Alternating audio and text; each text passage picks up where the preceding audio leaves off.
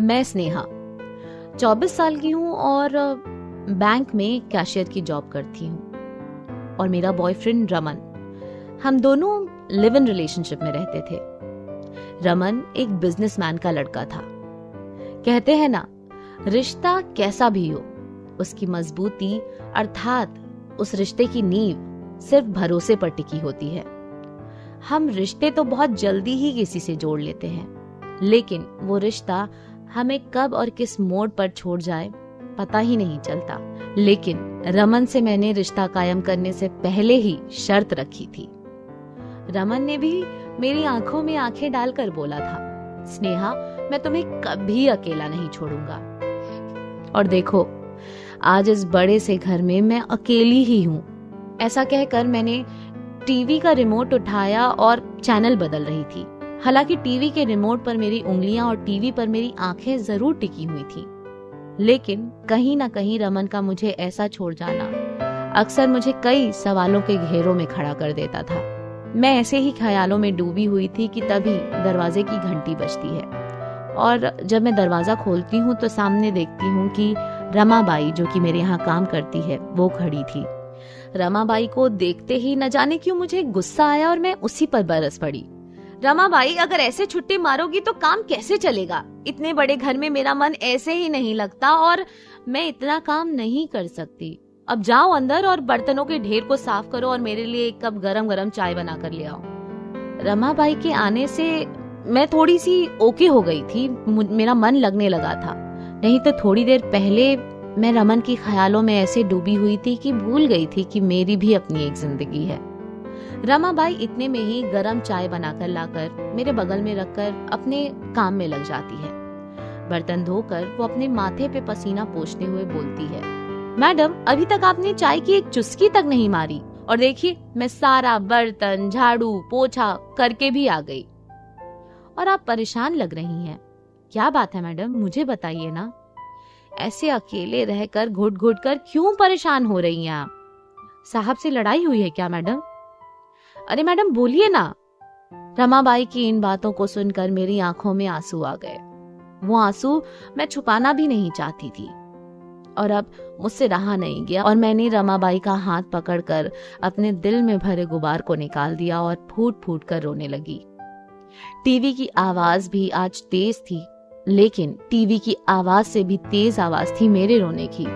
मानो पानी से भरा गुब्बारा बस एक सुई की तलाश में था, कब गुब्बारे को सुई चुभे और वो उसके अंदर का भरा पानी बिखर जाए। रमाबाई के तो कुछ समझ में ही नहीं आ रहा था। आखिर इतने मॉडर्न ख्यालात वाली लड़की ऐसे कैसे रो रही है? रमाबाई ने माहौल को संभालते हुए बोला, मैं बोली ना आपको, शादी से पहले ऐसे, वो क्या कहते हो आप लोग अंग्रेजी में, लिव इन में रहना ठीक नहीं है मैडम। उसमें ना बड़ा खोट होता है। मैं समझ गई, साहब ने आपको कुछ बुरा भला बोला होगा ना मैडम। एक बात बोलूं मैडम, ये गले में मंगलसूत्र और ये सर में सिंदूर ऐसे ही थोड़ी मैं अपने मर्द के लिए लगाकर घूमती रहती हूँ। मेरा उन पे हक है और साहब से आपका शादी अभी हुआ नहीं है तो काहे का हक मैडम? गुस्सा होकर चले गए ना? अरे बाप रे, मैं तो अपने मन से ही कहानी बनाए जा रही हूँ। मैडम, अब आप चुप्पी तोड़ो और मुझे बताओ ना, क्या हुआ? आखिर पूरी बात क्या है? रमा, तू चुप कर, ऐसा कुछ भी नहीं है। मेरा रमन पे हक है। आंसू पोंछते हुए मैंने ये बात रमा से कह तो दी, लेकिन कहीं ना कहीं ये बात मेरे मन में भी रह गई। हम दोनों जल्द ही कोर्ट मैरिज कर लेंगे, मैंने बात को आगे बढ़ाते हुए कहा। बस रमन अपने बिजनेस को थोड़ा और मजबूत बना ले और मैं अपनी जॉब में एक और इंक्रीमेंट ले लूं। और इतना सुनते ही रमाबाई ने कहा, मैडम, दिक्कत फिर कौन बात की है? तो फिर आप काहे अपने मोती जैसे आंसू बहाए पड़ी हो? देखा मैडम, आप जैसन पढ़ी लिखी लड़की ऐसे रोने लग जाएगी तो हम भी सोचे कि हम और आप में फर्क किस बात का है। रमा की ये बातें खत्म होने का नाम ही नहीं ले रही थी और मैंने फिर रमा से कहा, देखो रमा, हम कमजोर नहीं हैं, लेकिन जब जब रमन की बात होती है तो जैसे मेरा दिमाग काम करना बंद हो जाता है और मैं दिल से सोचने लगती हूँ, क्योंकि मैं उससे बहुत प्यार करती हूँ। आज मैं अपना घर छोड़कर आगरा से अपना ट्रांसफर करवाकर गाजियाबाद साथ रहने नहीं आई। हम साथ में रहकर एक दूसरे को जानना चाहते थे। मेरे इतना बोलते ही रमाबाई ने कहा, देखिए मैडम, अब जब आप बोल रही हैं तो मैं सुन ले रही हूँ, वरना मैडम ये सब ना पहले अच्छा नहीं है कि बिना शादी किए एक दूसरे के साथ बिस्तर में सोना, साथ रहना, फिर लड़ना झगड़ना, ऐसे न जाने कितने रिश्ते अपनी आंख के सामने टूटते हुए देखे हैं मैडम मैंने। अब चुप भी कर रमा, बहुत ज्ञान दे रही है। पहले से ही बताया है ना कि हमारा रमन का रिश्ता जन्म जन्मांतर का है। अरे और किसी भी कपल के बीच में हल्की फुल्की नोक झोंक लड़ाई झगड़ा तो होता ही है। इसका मतलब ये थोड़ी कि कभी बात ना करे और रिश्ता तोड़कर भुला दे अपने प्यार को। अरे रमन आज शाम को ही आ जाएगा, मुझे मनाएगा और हमेशा की तरह रात में आइसक्रीम खाने भी ले जाएगा।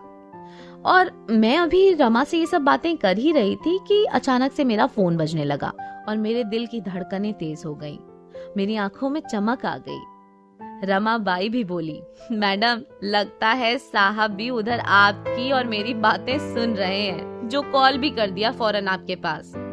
मैंने रमा बाई की बातों को अनदेखा करते हुए लपक कर अपना फोन उठाया और रमन का ही फोन था। मैंने अपनी थकी हुई आवाज में बोला, हेलो।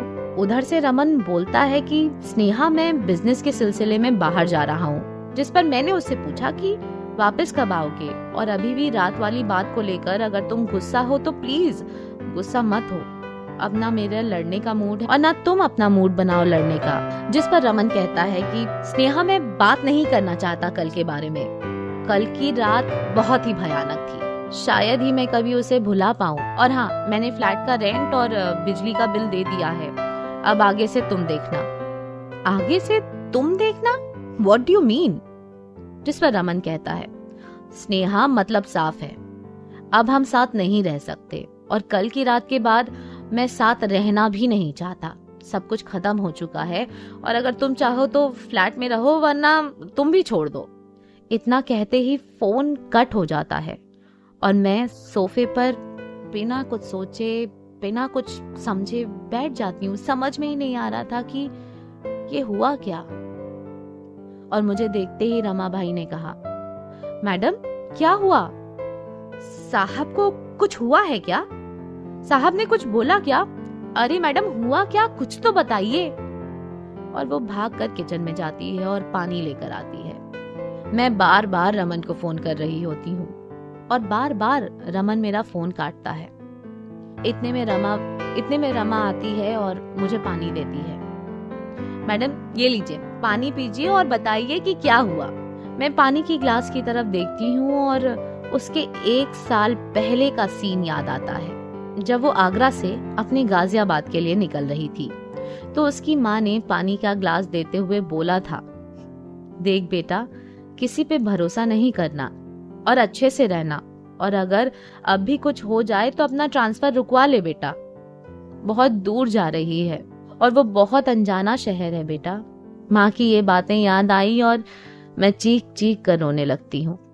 कांपते हुए हाथों से रमन को फोन मिला रही होती हूँ और उधर रमन अपनी बेदर्द उंगलियों से मेरा फोन बार बार काट रहा था। और मुझे अब रमा की बात समझ में आ रही थी कि मंगलसूत्र और मांग में सिंदूर कोई दिखावा नहीं है, बल्कि 2 रिश्तों के बीच एक मजबूत डोर है। और अब मैं ये बात भी समझ गई कि मेरा अब कोई हक नहीं है रमन पर।